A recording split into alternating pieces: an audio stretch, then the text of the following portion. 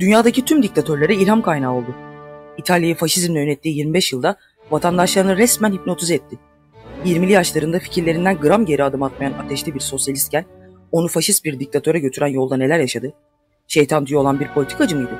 Yoksa şeytanın ta kendisi mi?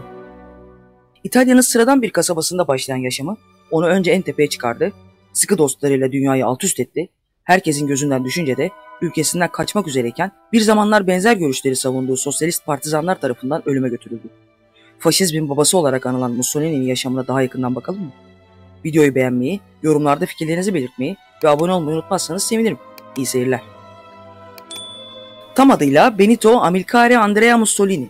29 Temmuz 1883'te İtalya'nın kuzeydoğusundaki Romana bölgesinde yer alan Predepio kasabasında doğdu.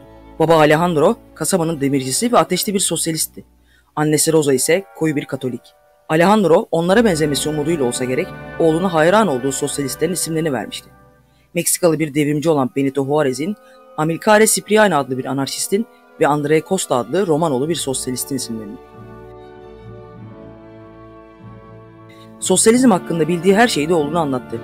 Belki iyi bir öğreticiydi ama iyi bir baba mıydı orası tartışılır. Çünkü işinden arta kalan zamanlardaki en büyük uğraşı çapkınlıktı. Bu yüzden ailesine çok az para kalıyor, zorluk içinde yaşıyorlardı. Küçük Benito da zorba, şiddete meyilli, kavgacı bir çocuk olarak yetişiyordu.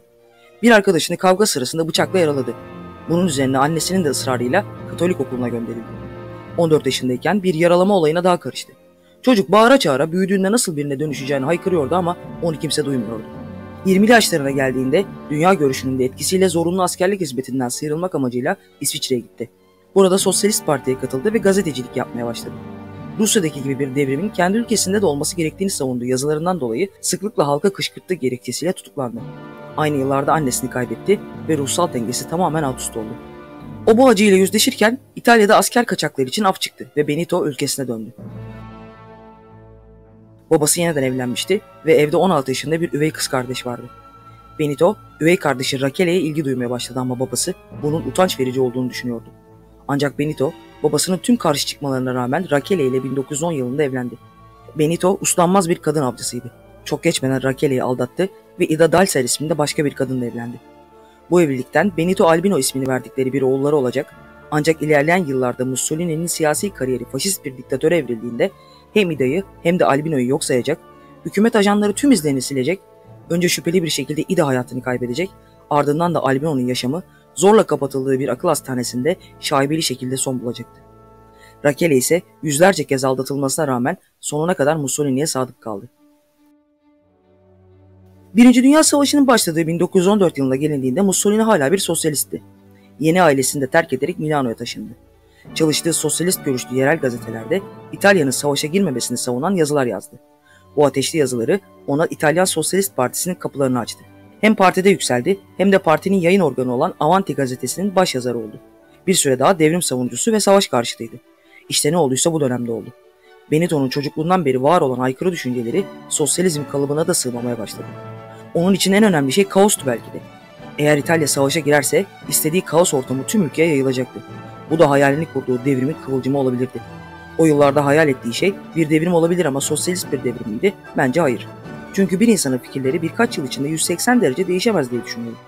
O yüzden Benito, ülkenin siyasi iklimi her ne olursa olsun onun tam merkezinde yer almak istiyordu. Bu nedenle yazılarında İtalya'nın da savaşa girmesi gerektiğini yazmaya başladı. Ancak bu düşünceleri ne partili yoldaşları ne de Avanti'nin okuyucuları tarafından destek görmedi.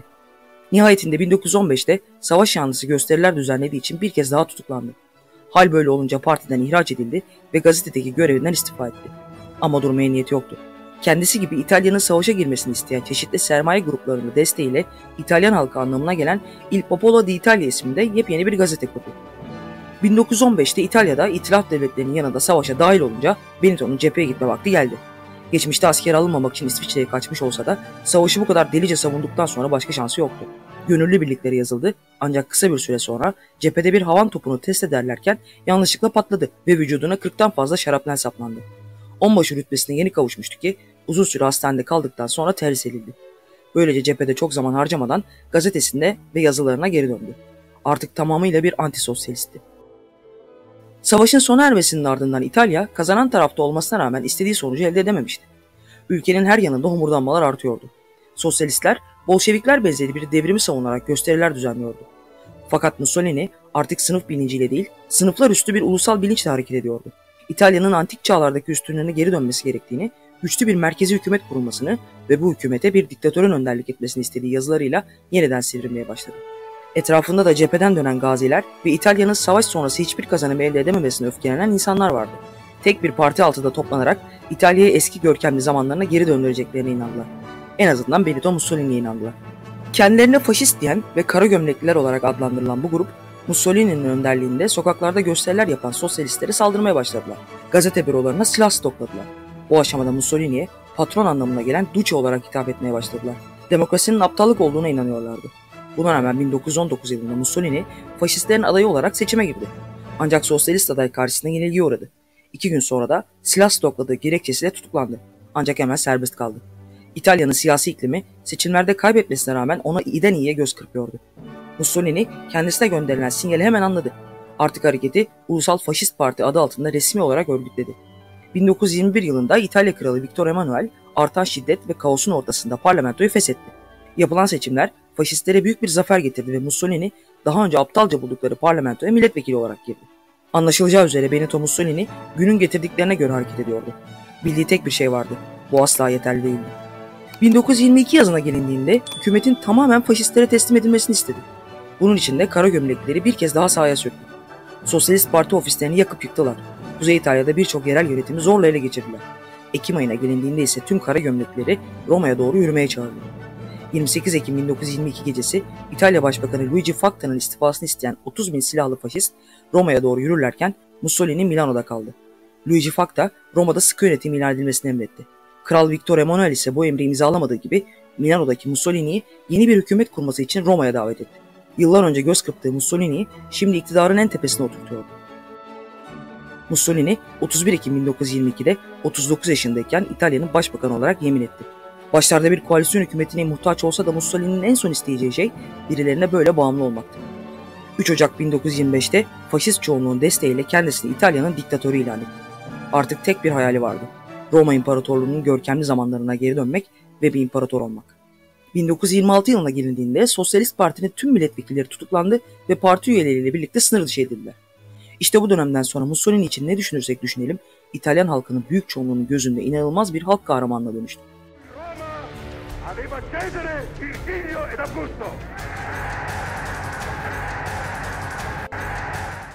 İnsanları hipnotize edercesine etkiliyor, inanılmaz hitabet yeteneği ve İtalyanlara özgü jest ve mimikleriyle kitleleri etkiliyordu. Venezia Sarayı'nın balkonundan yüz binlerce insanın önünde kasılarak yaptığı konuşmalarda insanlar hep bir ağızdan "Duce, Duce" diye bağırıyorlardı. Ülkenin gazetelerinin neredeyse tamamı onun kontrolü altındaydı. Tüm haber fotoğraflarında onu sürekli çakı gibi bir komutan edasıyla ata binerken, bir uçak uçururken ya da yarış arabası kullanırken gösteriliyordu. Gazetelerde Duce kelimesini küçük harflerle yazmak bile yasaktı. Çiftçilerin yanında gömleğini çıkarıyor ve onlarla işe girişiyordu. İtalyan gazeteleri onun hikayelerini anlatıyor, insanların hayranlığı katlanarak çoğalıyordu. Diğer yandan da insanlığın tüm demokratik haklarını tırpanlıyor, grevi yasaklıyor, sendikaları kapatıyordu. İtalyan halkı istikrar ve düzen vaadiyle tüm özgürlüklerinden birer birer vazgeçmeye zorlanıyordu. Üstelik tüm bu değişimleri coşkuyla karşılamaz ya da hevesli görünmezseniz gizli polis gücünün radarına girmeniz an meselesiydi. Sadece ülkesini yönetmek Mussolini için asla yeterli değildi. Bir imparator olma hayalini gerçekleştirmek için sınırlarının ötesine geçmek zorundaydı.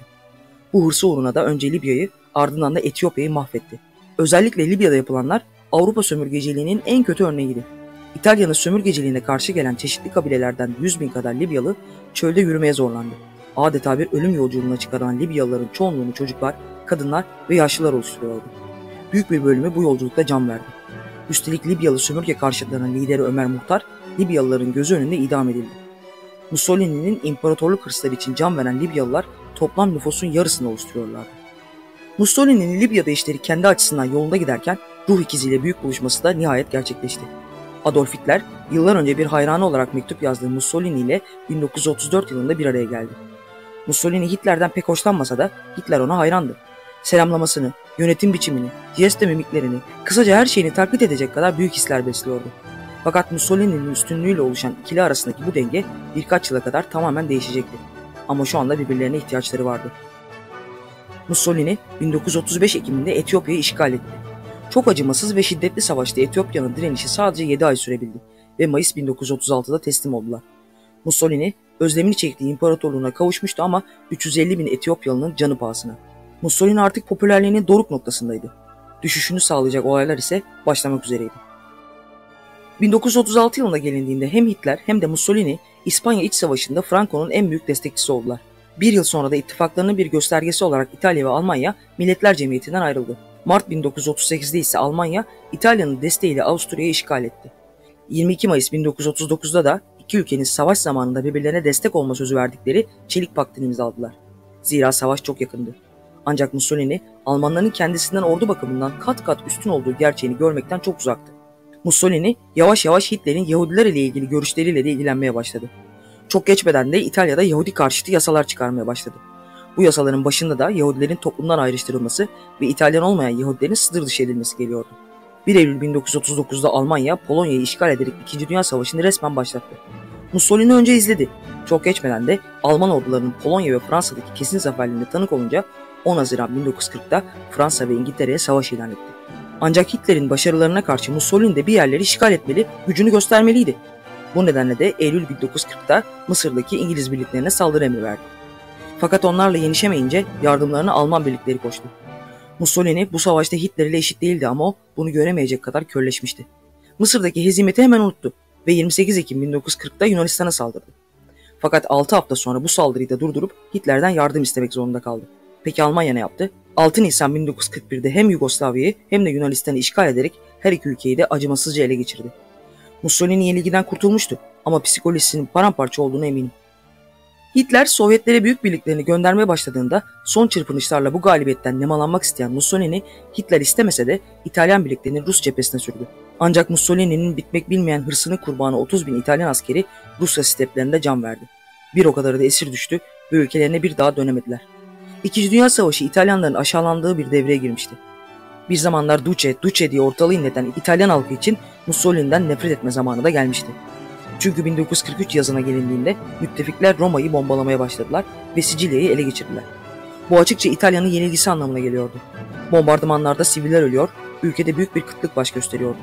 Olaylar geri alınamayacak noktaya geldiğinde İtalyan Faşist Konseyi acil olarak toplandı ve Mussolini'nin görevlerinden alınmasını oy birliğiyle kabul ettiler. Anayasal yetkileri yeniden eline alan İtalya Kralı Victor Emanuel, Mussolini'yi görevinden azletti. Kısa bir süre sonra da İtalyan polisi tarafından tutuklandı. Ardından da Roma'dan ne kadar uzak o kadar iyi denilerek Sardinya adasının kuzeydoğusundaki küçük bir ada olan La Maddalena'da ev hapsine alındı. Ancak Mussolini'nin sonu böyle yazılmamıştı. Daha görecek günleri vardı. Mussolini'nin hapsedildiği haberini alan Hitler eski dostunu zindanlarda bırakmak istemedi.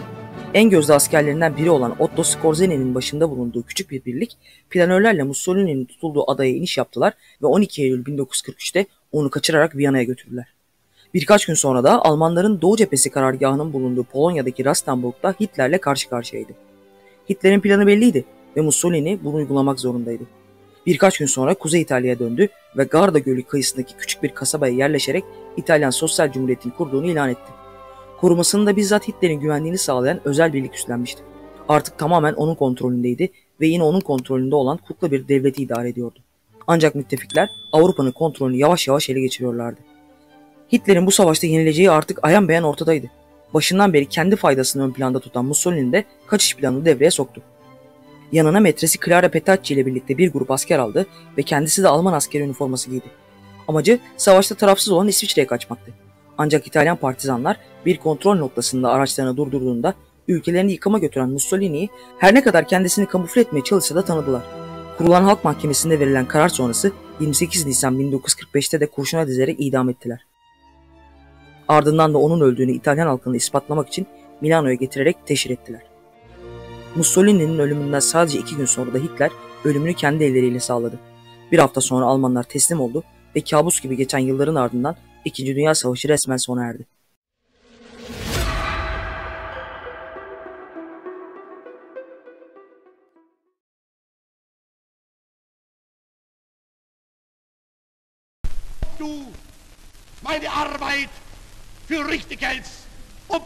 Nazi Almanyası'nın yükselişi ve çöküşü hakkında konuşacağız.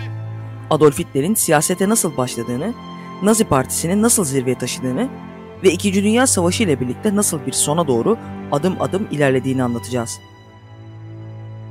20. yüzyılın en karanlık dönemini temsil eden Nazi Almanyası, Adolf Hitler'in önderliğinde 1933'te başladı ve 1945 yılında sona erdi. Üçüncü Reich olarak da bilinen bu dönem dünya tarihinde derin izler bıraktı. Peki Hitler bu noktaya nasıl geldi? Adolf 1889 yılında Avusturya'da doğdu. Babasıyla problemler yaşadığı bir çocukluk geçirdi ve tüm bu dönem boyunca ressam olmanın hayalini kurdu. Sanatla uğraşmak için dünyaya geldiğine inanıyor ve sadece bunun için çabalıyordu. 18 yaşına geldiğinde annesinin verdiği harçlıklarla Viyana'ya gitti ve Viyana Güzel Sanatlar Akademisi'ne başvurdu. Kendisini kabul edeceklerinden oldukça emindi. Yeteneğine sonsuz bir güveni vardı. Ancak işler umduğu gibi ilerlemedi. Akademi onun o kadar da yetenekli olmadığına karar vererek başvurusunu reddetti. Adolf'ün yaşamındaki ilk kırılma anı buydu. Kendine olan güveni yerle bir olmuş, hayattaki tek amacını kaybetmişti. Bunun üzerine geçinmek için çeşitli resimler yapıp Viyana'da bunları satarak para kazanmaya çalıştı. Yalnız ve depresif bir hayat sürüyordu. Birinci Dünya Savaşı başladığında Alman ordusuna katıldı. Gönüllü birliğindeydi ancak o zamana kadar hayat amacını yanlış belirlediğine emin olacağı bir dönem geçirdi. Artık asker olmak için doğduğuna emindi. Fakat savaş sona erdiğinde Almanlar yenilenler arasındaydı ve ordu dağıtıldı. Adolf'ün askerlik macerası da hüsranla sonuçlandı. Ancak hemen yeni bir amaç edindi. Münih'e yerleşti ve 1919 yılında sağ görüşlü Alman İşçi Partisi'ne katıldı. O yıllarda Alman halkının ne durumda olduğunu tanımlamak istesek en doğru kelime kaos olurdu. İnsanlar nereye yönelteceklerini kestiremedikleri bir öfkeyle doluydu. Askeri olarak kötü durumda değillerdi. Büyük bir yenilgi de almamışlardı. Sadece güçleri tükenmişti ve Alman generaller savaşı daha uzun süre devam ettiremeyeceklerini anlamış ve yenilgiyi kabullenmişlerdi. Bunun üzerine monarşi yıkılmış, Weimar Cumhuriyeti kurulmuş ve Versay Anlaşması imzalanmıştı. Versay Anlaşması'nın Almanlar adına imzacıları SPD, yani Alman Sosyal Demokratlarıydı. Bu anlaşma Almanya'nın toprak kaybetmesine, askeri gücünün sınırlandırılmasına ve büyük bir savaş tazminatı ödemesine yol açtı. Ekonomik çöküntü ve hiperenflasyon Alman halkının yaşam koşullarını dramatik bir şekilde kötüleştirdi. Bu kaotik ortamda radikal ideolojilere duyulan ilgi de arttı. Adolf Hitler ise kısa sürede Alman İşçi Partisi'nin lideri haline geldi. Partinin ismini Nasyonal Sosyalist Alman İşçi Partisi olarak değiştirdi. Parti, Alman halkının öfkesini kullanarak iyiden iyiye büyümekteydi.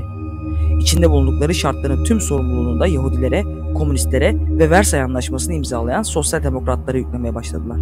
Adolf Hitler, propaganda yeteneği ve karizmatik liderliği sayesinde 1923'teki başarısız darbe girişiminden sonra bile halkın desteğini kazanmaya devam etti. Hitler ve partiden arkadaşları Bavyera eyaletinin yönetimine el koymak için darbe girişiminde bulunmuşlar fakat başarısız olup yakalanmışlardı. Hitler, yandaşlarının Roma yürüyüşü sonrasında İtalya Başbakanı olan o yıllardaki idolü Benito Mussolini'den ilham almıştı. Ancak bu hamle Mussolini'nin aksine Hitler'i hapishaneye gönderdi. Yine de yargılanmasının tüm aşamalarını fikirlerinin propaganda fırsatı olarak değerlendirdi. 9 ay kaldığı hapishane günlerinde ise meşhur Kavgam adlı kitabının ilk cildini yazdı.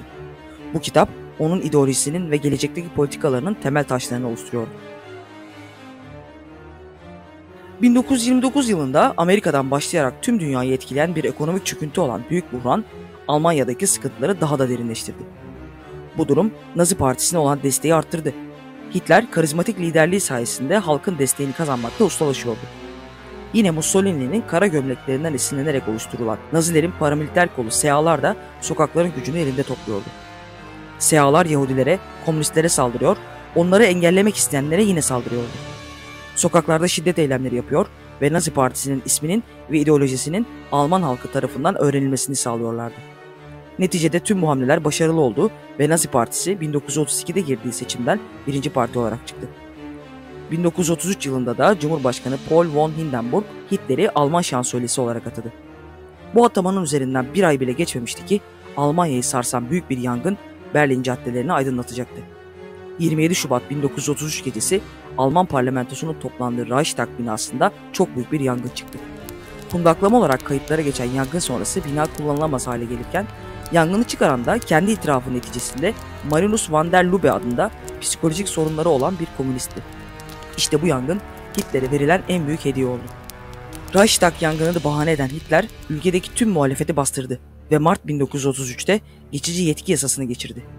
Bu yasa Hitler'e sınırsız yetkiler verdi ve Weimar Cumhuriyeti'nin sonunu getirdi.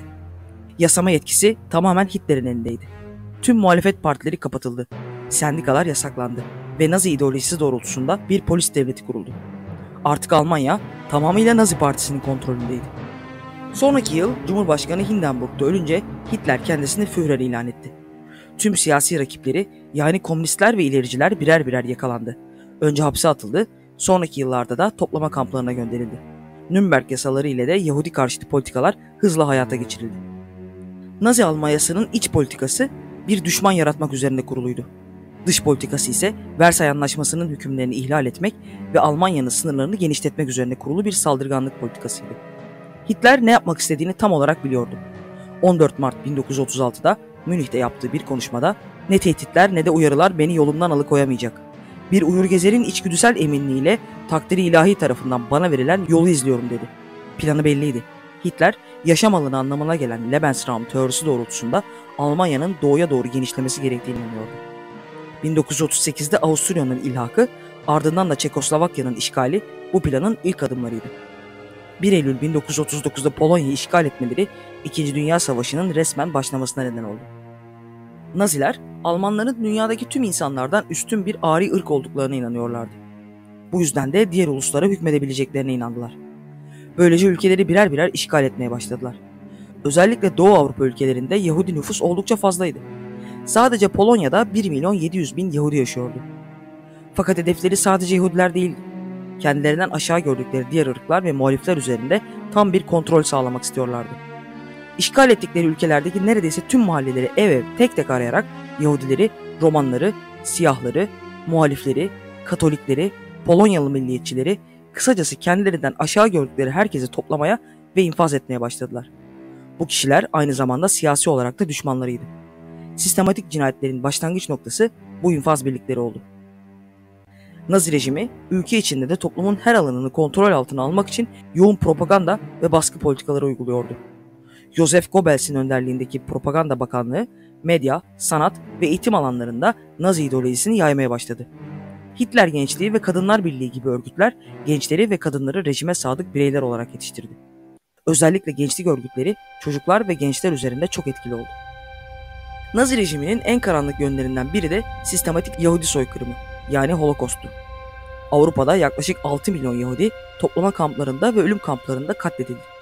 Yahudilerin yanı sıra Romanlar, engelliler, siyasi muhalifler ve diğer azınlık grupları da hedef alındı. Bu siyasi düşmanlardan ve ırklarını bozduklarına inandıkları Yahudilerden kesin olarak kurtulmak için buldukları ilk çözüm, onları Doğu Afrika'daki bir ada ülkesi olan Madagaskar'a sürgün etmekti. Ancak bunun zor olacağını düşünmüş olacaklar ki, insanları hapsetmek, zorla çalıştırmak ve nihayetinde öldürmek için toplama kampları kurmaya başladılar. Ve bu plana da nihai çözüm adını verdiler. Zaten Münih'teki terk edilmiş bir silah fabrikasının üzerinde 1933 yılında kurdukları ve siyasi muhaliflerini hapsettikleri Dachau toplama kampı vardı. Üstüne birçok yeni toplama ve çalışma kampı inşa ettiler. Auschwitz, Treblinka, Sobibor gibi kamplar insanlık tarihinin en korkunç suçlarına sahne oldu. Savaşa dönersek, Polonya'nın işgaliyle İngiltere ve Fransa Almanya'ya savaş ilan etti. İlk yıllarda Almanya Yıldırım Savaşı taktiğiyle büyük askeri başarılar elde etti. Fransa hızla düştü ve Almanya Batı Avrupa'da büyük bir güç haline geldi. Ancak Hitler'in Sovyetler Birliği'ne saldırma kararı savaşın gidişatını değiştirdi. 1941 yılındaki Barbarossa Harekatı ile Sovyet topraklarına ilerleyen Alman ordusu sert bir direnişle karşılaştı. Kış koşulları ve Sovyetlerin direnişi Alman ordusunu zor durumda bıraktı. 1943 yılında Stalingrad Savaşı'nda alınan büyük yenilgi Nazi Almanyası'nın Doğu cephesinde gerilemesine yol açtı. Müttefiklerin 1944 yılındaki Normandiya çıkarması Almanya'nın kaçınılmaz sonunu getiren büyük darbe oldu. İki cephede savaşmak zorunda kalan Nazi Almanyası içten ve dıştan büyük bir çöküşe doğru sürüklenmekteydi.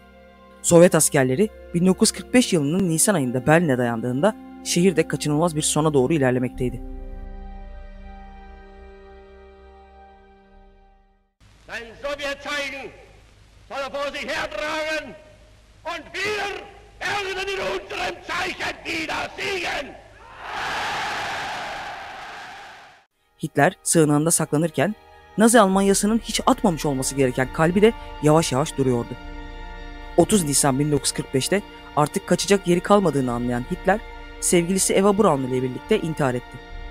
Bir zamanlar gücünün zirvesinde olan bu adam, kendi karanlık dünyasında sonunu yine kendi yazmıştı. Berlin, 2 Mayıs'ta Sovyetler tarafından tamamen ele geçirildi ve Almanya 8 Mayıs 1945'te kayıtsız ve şartsız teslim oldu. Milyonlarca insan hayatını kaybetmiş, Şehirler yaşanamaz hale gelmiş ve dünya daha önce hiç tecrübe etmediği bir trajedinin içine sürüklenmişti. Bu videonun sadece Hitler'in yükselişini ve çöküşünü anlatmasını değil, aynı zamanda 2. Dünya Savaşı'nın insanlık tarihi üzerindeki derin etkilerini anlamamıza da yardım etmesini istedim. Çok fazla meseleyi yüzeysel olarak geçmek zorunda kaldım, fakat ilerleyen bölümlerde derinlemesine ele alacağımızı umuyorum. Eğer bunu siz de isterseniz lütfen yorumlarda düşüncelerinizi paylaşın. Birlikte tarihin karanlık ve puslu sayfalarını aydınlatalım. İzlediğiniz için teşekkürler. Bir sonraki videoda görüşmek üzere.